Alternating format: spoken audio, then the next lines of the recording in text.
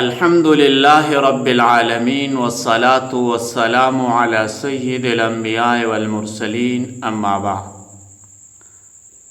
محترمو، نن د موس په باره کې یو ضروري او یو اهم مسئله دا بیانو.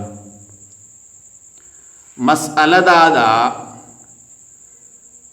د جماعت په دوران کې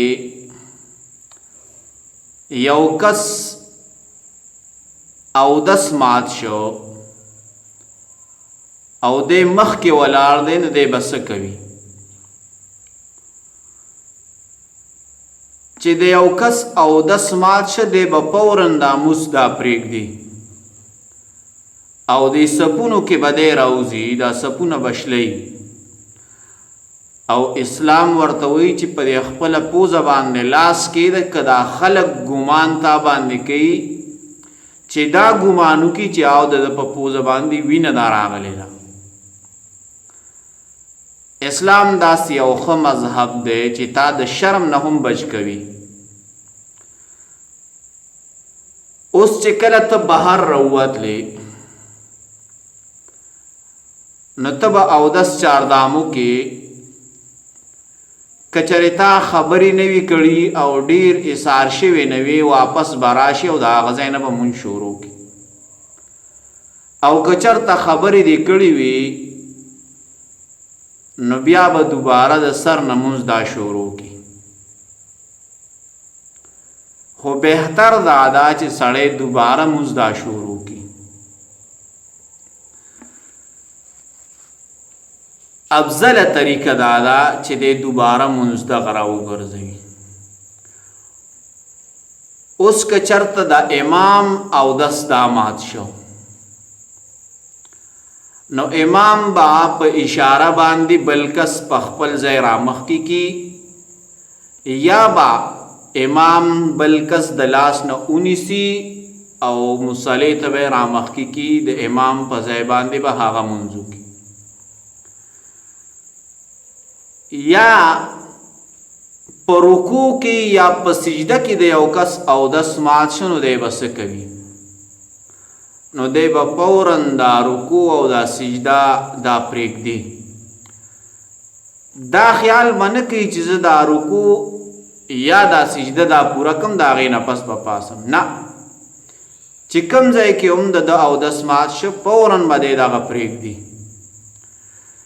یا یو کس ته هغه په تحیات باندې ناست دی او د اودس مات شه او تحیات یې لا پوره کړي نه دي چې کوم واجب دي، نو دی به فوراً پاسي او دی به خپل اودس چاردام دا کوي.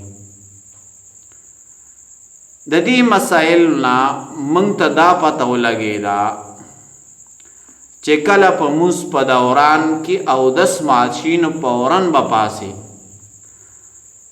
بعضې خلک د خپل شرم او د حیا د وجې نه هغه مونځ پوره کړي او مونځ ماتوي نه، مونځ امام سره پوره کړي. دا لویه غلطي ده چې کله هم تاسو ته داسې مسئله راشي، نو تاسو له پکار دي چې فوراً دا پاسي او دوباره اودس چاردامو کې یا بنا د مونځو کې راشه او د هغه ځای نه دوباره مونځ شروع کې، یا د سر نه مونځ شروع کې او د سر نه مونځ کول دا بهتر او افضل دی. نو موږ او تاسو له پکار دي چې دا مسائل نورو خلکو ته هم ورسو، خپله پې هم عمل دا وکړو. څنګه چې ما تاسو ته دا مسائل دا بیان کړل، دغه شانتې دا مسائل نورو خلکو ته هم رسول پکار دی.